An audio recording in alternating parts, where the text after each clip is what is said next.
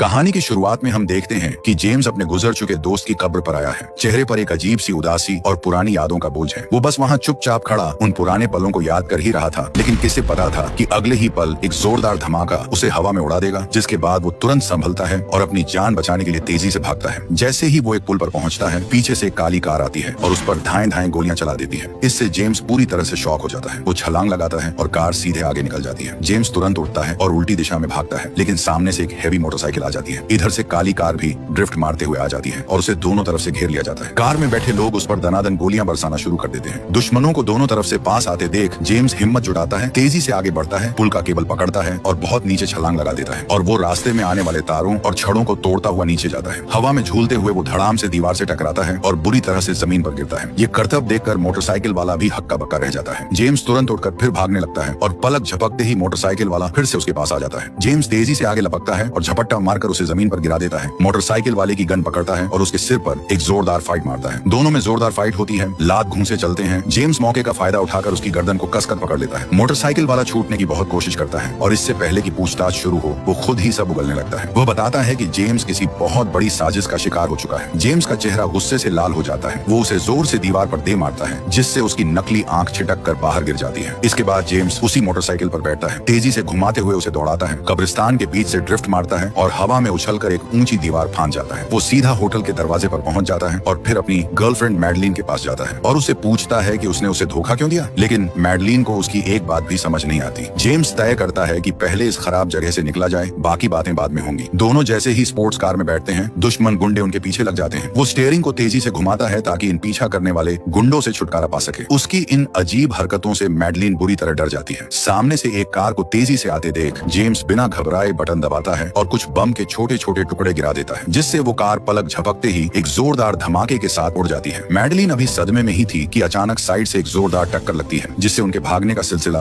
रुक जाता है। बाकी बचे गुंडे भी वहां पहुंच जाते हैं और कार पर दनादन गोलियों की बारिश कर देते हैं। बुलेट प्रूफ शीशे पर इतने छेद हो जाते हैं कि वो एकदम छलनी लगने लगता है। मैडलिन डर के मारे कांपने लगती है। तभी वो एक आंख वाला गुंडा भी आ जाता है और वो मैडलिन की साइड वाली सीट की तरफ दनादन फायरिंग शुरू कर देता है। मैडलिन चीखते हुए जेम्स से कुछ करने की रिक्वेस्ट करती है। जेम्स मन ही मन सोचता है कि अगर मैडलिन ने उसे धोखा दिया है और ये सभी उसके आदमी हैं, तो फिर ये उस पर भी फायरिंग क्यों कर रहे हैं। लेकिन वो मैडलिन के रोने धोने के सामने पिघल जाता है। जैसे ही कार का शीशा टूटने वाला होता है, जेम्स एक बटन दबाता है। कार की हेडलाइट्स का रूप बदलता है और वहां से दो बड़ी मशीन गन बाहर निकल आती है। वो कार को गोल घुमाता है और चारों तरफ मौजूद गुंडों को गोलियों से भून डालता है। वो एक और बटन दबाता है, जिससे कार के पिछले हिस्से से बहुत सारा धुआं निकलने लगता है। धुएं की आड़ में वो तेजी से कार को घेराबंदी से बाहर निकाल लेता है। जल्द ही दोनों रेलवे स्टेशन पहुंच जाते हैं। जेम्स जबरदस्ती मैडलिन को ट्रेन में बिठा देता है। मैडलिन का दिल अंदर से पूरी तरह टूट जाता है। उसकी आंखों में आंसू हैं और चेहरे पर एक अजीब सी बेबसी। वो जेम्स को ऐसे देखती है जैसे उसकी पूरी दुनिया उजड़ गई हो। उसे जेम्स को ये बताने का मौका तक नहीं मिलता कि वो उसके बच्चे की मां बनने वाली है। वो अंदर ही अंदर घुट रही थी, एक ऐसा गहरा राज सीने में दबाए जो वो चीख चीख कर जेम्स को बताना चाहती थी। लेकिन ट्रेन चल देती है। पलक झपकते ही 5 साल बीत जाते हैं। इन दिनों कुछ गुंडे एक रिसर्च लैब की बाहरी दीवार पर छिपकर चढ़ रहे हैं। उनका मकसद कोल्ड रूम में रखे खतरनाक बायो वेपन को चुराना है। अगले ही पल एक धमाके से दरवाजा उड़ जाता है। गुंडे आसानी से सिक्योरिटी तोड़कर लैब के अंदर घुस जाते हैं। वो दनादन फायरिंग करते हैं और सभी वैज्ञानिकों को एक जगह इकट्ठा करके बंधक बना लेते हैं। वो उस गद्दार डॉक्टर को खोज निकालते हैं जो अंदर से उनका साथ दे रहा था और आसानी से वो हथियार हासिल कर लेते हैं। तभी सिक्योरिटी सिस्टम इस घुसपैठ को पकड़ लेता है और बाहर निकलने के सभी दरवाजे बंद कर देता है। लेकिन गुंडे पहले से ही तैयार थे। वो लिफ्ट के रास्ते में एक बम फेंकते हैं और धमाका करके बाहर निकलने का रास्ता बना लेते हैं और लैब की बिल्डिंग से भागने में कामयाब हो जाते हैं। अपने पीछे कोई सुराग न छोड़ने के लिए वो पूरी रिसर्च लैब को ही बम से उड़ा देते हैं। इस घटना ने तुरंत खुफिया एजेंसी का ध्यान खींच लिया। बॉस एक नए 007 एजेंट को चोरी किए गए बायो वेपन और डॉक्टर को वापस लाने के लिए भेजता है, जबकि इस कोडनेम का पुराना मालिक जेम्स इस समय आराम से अपनी रिटायरमेंट की जिंदगी मजे से जी रहा था। तभी CIA का उसका पुराना दोस्त उसके पास आता है और उसे लैब में हुए धमाके की पूरी खबर देता है। दुश्मनों का नाम सुनते ही जेम्स मिशन पर निकल जाता है। वो नई एजेंट भी उसके पीछे पीछे वहां पहुंचती है और जेम्स को धमकी देती है कि वो उसके मिशन में टांग न अड़ाए। जानकारी के हिसाब से वो एक छोटे से बार में CIA एजेंट पालोमा से मिलने जाता है। खबर मिली थी कि आज रात डॉक्टर और दुश्मन के लोग एक पार्टी में आने वाले थे। दोनों तुरंत गेटअप बदलते हैं और पार्टी में पहुंच जाते हैं। पार्टी में डॉक्टर और दुश्मन का एक आंख वाला गुंडा सच में दिख जाते हैं। जेम्स पार्टी की भीड़ में मिक्स हो जाता है। अचानक एक लाइट सीधे जेम्स पर पड़ती है और आसपास के लोग खुद ही पीछे हट जाते हैं। पल भर में सबकी नजरें जेम्स पर टिक जाती हैं। तभी छत से धुएं का छिड़काव होता है। जो भी लोग उस धुएं के टच में आते हैं वो तड़प कर जमीन पर गिरते हैं और मर जाते हैं। डांस फ्लोर पल भर में नर्क बन जाता है। बीच में खड़ा जेम्स एकदम सुन्न रह जाता है। दरअसल यही वो बायो हथियार था जिसे दुश्मनों ने चुराया था। अगर इस हथियार में टारगेट का DNA सेट कर दिया जाए तो ये सिस्टम खुद उसे पहचान कर पक्की मौत देता है। दुश्मनों का असली टारगेट जेम्स को मारना था, लेकिन किसे पता था कि ये डॉक्टर फिर से गद्दारी कर बैठेगा। उसने जानबूझकर डेटा डिस्क नीचे गिरा दी और चुपके से उसमें दुश्मनों का ही डेटा डाल दिया। एक ही चाल में उसने दुश्मनों के सारे गुंडों का गेम बजा दिया। इस भगदड़ के बीच जेम्स की नजर डॉक्टर पर पड़ती है। डॉक्टर भी उसे पहचान लेता है और खतरा भांपकर फुल स्पीड में वहां से सटक लेता है। जेम्स भी उसके पीछे भागता है, एक वाइन का गिलास उठाता है और निशाना लगाकर धड़ाम से डॉक्टर पर दे मारता है, जिससे वो वहीं गिर जाता है। दोनों डॉक्टर को लेकर हॉल की तरफ भागते हैं और पीछा करने वालों को अपनी गोलियों से भून डालते हैं। तभी अचानक वो एजेंट ऊपर से कूदती है, बीच में ही डॉक्टर को पकड़ती है और उसे लेकर भागने लगती है। जेम्स भी तेजी से छलांग लगाते हुए उसके पीछे भागता है। एजेंट छत पर पहुंचती है, हुक फायर करती है और डॉक्टर को लेकर सामने वाली बिल्डिंग की तरफ भागने की कोशिश करती है। जेम्स तुरंत अपनी बंदूक उठाता है और हुक के पॉइंट पर गोली मार देता है, जिससे डॉक्टर और एजेंट दोनों धड़ाम से जमीन पर गिर जाते हैं। इसी बीच पालोमा को जेम्स से साथ आने का इशारा मिलता है। वह पूरी ताकत से एक गन उठाती है, एक एक करके तीनों की खटिया खड़ी कर देती है, फिर एक के मुंह पर जोरदार लात मारती है और एक को हवा में उड़ते हुए दूर फेंक देती है। फिर गन उठाती है, दोनों को वहीं निपटा देती है और कहती है, सालों धर्मेंद्र प्रधान का इस्तीफा कब लोगे? फिर वो तुरंत एक कार में बैठ जाती है। डॉक्टर इस गोलीबारी का फायदा उठाकर वहां से खिसकने की कोशिश करता है, लेकिन पालोमा की नजर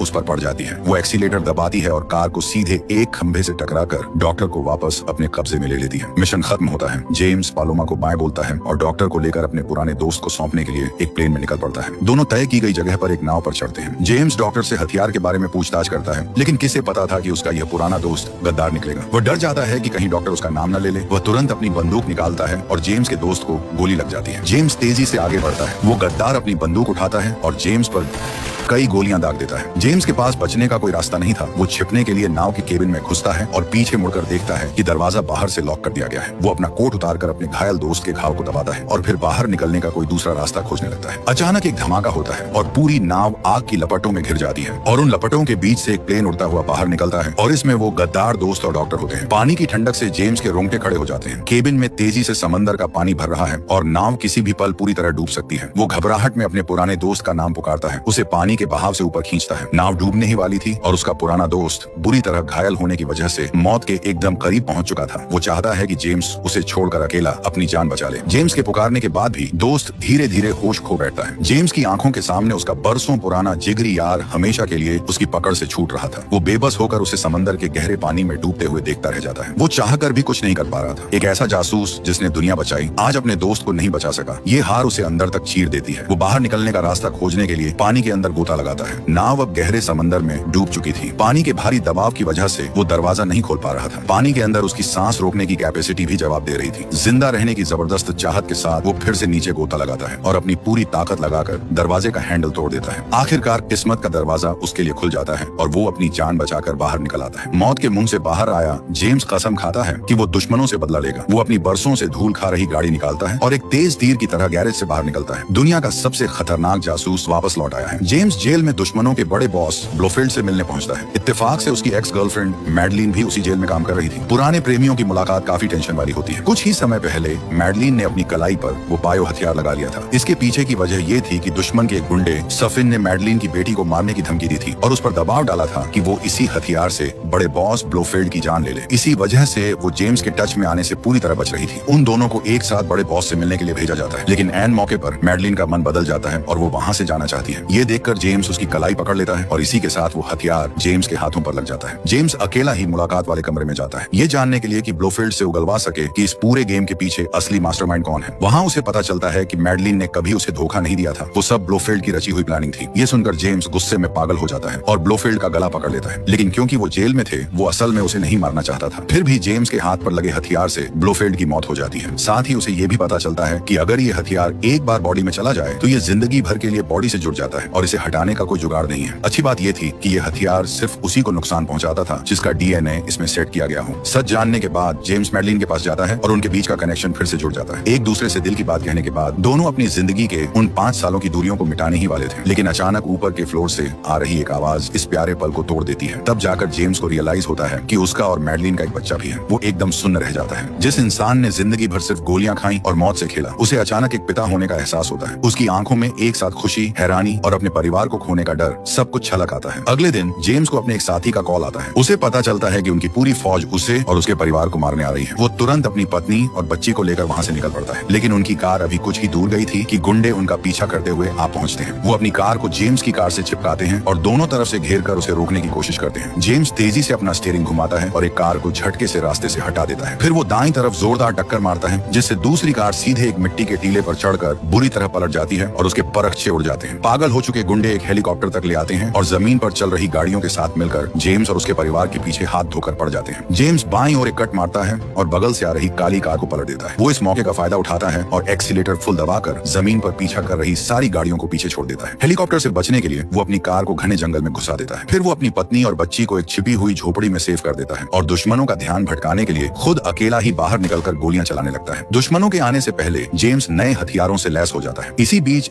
एक किस्मत का मारा गुंडा सबसे पहले उसके सामने आ जाता है। जेम्स उठते ही एक जोरदार बम दागता है, जिससे वो कार हवा में उछलकर उल्टे मुंह गिरती है। इसके बाद वो आगे जाकर उसे पूरी तरह निपटाना नहीं भूलता। इसके बाद वो गाड़ी से एक स्टील का केबल निकालता है और उसे पेड़ों के बीच बांधकर एक जाल बिछा देता है। पीछा करता हुआ आ रहा मोटरसाइकिल वाला सच में उसी केबल से टकराकर जमीन पर गिर जाता है। नाव को बम से उड़ाने वाला गद्दार लोगन ऐश भी वहाँ पहुँच जाता है और बंदूक तानकर जेम्स पर दनादन फायरिंग शुरू कर देता है। जेम्स जंगल के रास्तों की आड़ लेकर आसानी से आगे बढ़ता है। सामने से एक कार को फुल स्पीड में अपनी ओर आता देख उस सही टाइम पर एक तरफ छलांग लगा देता है। कार सीधे जाकर एक पेड़ से टकराती है और जेम्स मौके का फायदा उठाकर उस पर गोलियां बरसा देता है। इधर सफिन उस छिपी हुई झोपड़ी को ढूंढ लेता है। जब तक जेम्स वहां पहुंचता है, माँ बेटी दोनों को दुश्मन अपने साथ ले जा चुके होते हैं। आमने सामने की फाइट में नहीं जीत पाए तो बीवी बच्चों पर हाथ डाल दिया। ये तो किसी से भी बर्दाश्त नहीं होगा। दोनों एजेंट अपने हथियार डालकर एक साथ दुश्मनों के उस अड्डे की तरफ निकलते हैं। ये वो जगह है जहाँ सफिन थोक के भाव में हथियार बना रहा है। वो इस जहर के दम पर पूरी दुनिया पर राज करना चाहता है। वो एजेंट एयरक्राफ्ट उड़ाते हुए चुपके से पानी के रास्ते अंदर घुस जाती है। वो अपनी खास घड़ी का यूज करके कैमरों की पॉट लगा देते हैं। फिर वो अपना रडार सिस्टम चालू करते हैं, जिससे पूरे आइलैंड का नक्शा साफ नजर आ जाता है। दोनों जल्द ही उस गोदाम को ढूंढ निकालते हैं जहां हथियार रखे गए थे। अगर इन हथियारों का यूज हो गया तो भयानक तबाही मच जाएगी। जेम्स एजेंट को उस जगह को बम से उड़ाने का काम सौंपता है और खुद सफिन से बदला लेने के लिए निकल पड़ता है। दूसरी तरफ मैडलिन को जबरदस्ती जहर पीने के लिए मजबूर किया जाता है। वो सही मौका देखकर वो जहर एक गुंडे के मुंह पर फेंक देती है और उसे चाबी छीनकर वहां से भाग निकलती है। इधर जेम्स का सामना सफिन से होता है, जिसने उसकी बच्ची को बंदी बना रखा था। सफिन को लगता है कि वो दोनों एक जैसे ही इंसान हैं और उसे उम्मीद थी कि जेम्स दुनिया को बदलने के उसके नजरिए को समझेगा। जेम्स चुपके से अपनी बंदूक निकालता है और 3 गोलियां दागकर पास खड़े गुंडे को ढेर कर देता है। सफिन तुरंत बच्ची को लेकर एक अलमारी के पीछे छिप जाता है। वो तेजी से पीछे मुड़ता है और तभी उसकी जान से प्यारी मैडलिन उसकी आंखों के सामने आ जाती है। इधर सफिन बच्ची को लेकर भाग ही रहा था कि अचानक बच्ची उसे जोर से काट लेती है। दर्द के मारे वो झटके से बच्ची को वहीं छोड़ देता है। उसे उसकी जान की कोई परवाह नहीं थी, बल्कि उसके दिमाग में बदले का एक घटिया ख्याल आ रहा था। अच्छी बात यह रही कि बच्ची सेफ अपने माता पिता से मिल जाती है। जेम्स अपनी पत्नी और बच्ची को उस एजेंट के भरोसे छोड़ देता है और सफिन के साथ फाइनल फाइट के लिए अकेला ही वापस लौट जाता है। वो बंदूक ताने बेस के अंदर घुसता है, लगातार कई गोलियां चलाकर सामने आने वाले गुंडों को ढेर कर देता है। वो गोलियों से बचता हुआ ऊपर की तरफ फायरिंग करता है और कुछ ही गोलियों में बाकी गुंडों का भी काम तमाम कर देता है। तभी एक आंख वाला गुंडा अचानक उसका हाथ पकड़ लेता है। वो पहले हथियार गिराता है, फिर उसकी गर्दन को अपने हाथों से कसकर दबोच लेता है। जेम्स तेजी से घूमकर सामने आता है और एक बैक फ्लिप मारकर उस एक आंख वाले गुंडे पर गिरता है। जेम्स तुरंत उठकर पलटवार करता है। वो उस एक आंख वाले गुंडे की गर्दन पकड़ता है और अपनी पूरी ताकत से उसे कसकर दबा देता है। इसी बीच जेम्स अपनी खास घड़ी का बटन दबाकर उसे गुंडे के माथे पर सटा देता है। एक जोरदार झटके के साथ गुंडे की आंखों के सामने अंधेरा छा जाता है। उस एक आंख वाले गुंडे का चैप्टर अब पूरी तरह क्लोज हो चुका था। इसके बाद जेम्स अपने हेडक्वार्टर से कांटेक्ट करता है और तुरंत मिसाइलें दागने का ऑर्डर देता है। कई सारी मिसाइलें उस आइलैंड की ओर निकल पड़ती हैं, मानो उस आइलैंड को मिट्टी में मिलाने की कसम खाली हो। लेकिन सफिन ने पहले से ही इसकी तैयारी कर रखी थी और उसने डिफेंस सिस्टम चालू कर दिया था। जेम्स डिफेंस सिस्टम को बंद करने के लिए कंट्रोल रूम की तरफ दौड़ता है, लेकिन रास्ते में अचानक सफिन आ धमकता है और गोली चलाकर जेम्स को घायल कर देता है। जेम्स तेजी से उठता है, सफिन का हाथ पकड़ता है। वो उसका हाथ इतनी कसकर पकड़ता है कि सफिन हिल भी न पाए। फिर वो अपने शरीर की पूरी ताकत झोंकते हुए तभी पता चलता है कि अभी हुई हाथापाई के दौरान सफिन ने मौका पाकर मैडलिन और उसकी बेटी के डीएनए वाला हथियार जेम्स के शरीर पर लगा दिया है। इसका मतलब ये था कि अगर जेम्स उन दोनों को कभी भी छुएगा तो वो उसी वक्त तड़प कर मर जाएंगे। ये सुनते ही जेम्स के पैरों तले जमीन खिसक जाती है। वो अंदर से पूरी तरह बिखर जाता है। जिस परिवार के लिए वो सब कुछ दांव पर लगा रहा था, अब वो उन्हें एक बार गले तक नहीं लगा सकता। उसके चेहरे पर एक अजीब सी बेबसी और मौत से भी बड़ा दर्द साफ नजर आता है। पूरी तरह से टूट चुका और निराश जेम्स अपनी बंदूक उठाता है और सफिन को गोलियों से भून देता है। लेकिन अभी उस उसका एक जरूरी काम बाकी था, इस पापों से भरे आइलैंड को पूरी तरह तबाह करना। जेम्स अपने भारी घायल शरीर को घसीटते हुए कंट्रोल रूम तक पहुंचता है और लीवर खींचकर उस मिसाइल डिफेंस सिस्टम को बंद कर देता है। वो हथियार अब जिंदगी भर उसके शरीर में रहेगा, उसे कभी नहीं निकाला जा सकता। लेकिन इसका मतलब था कि वो इस जन्म में अपनी पत्नी और अपनी उस छोटी सी बच्ची को कभी सीने से नहीं लगा पाएगा। ये दर्द कोई कैसे बर्दाश्त कर सकता है। दुनिया के सबसे मजबूत इंसान का दिल यहाँ आकर हार मान लेता है। जेम्स अपनी पूरी ताकत बटोर कर छत पर पहुंचता है और फोन के जरिए अपनी मैडलिन को आखिरी अलविदा कहता है। वो बड़ी मुश्किल से उठता है और दूर तक फैले शांत समंदर को देखते हुए अपने आखिरी अंजाम का वेट करने लगता है। जेम्स शांति से आसमान की तरफ देखता है। मिसाइलें आतिशबाजी की तरह गिरती हैं। उस पल उसके चेहरे पर मौत का कोई खौफ नहीं था, बस एक गहरी शांति थी कि उसने अपने परिवार को बचा लिया। और इसी के साथ दुनिया के इस महान जासूस की शानदार जिंदगी का हमेशा के लिए एंड हो जाता है।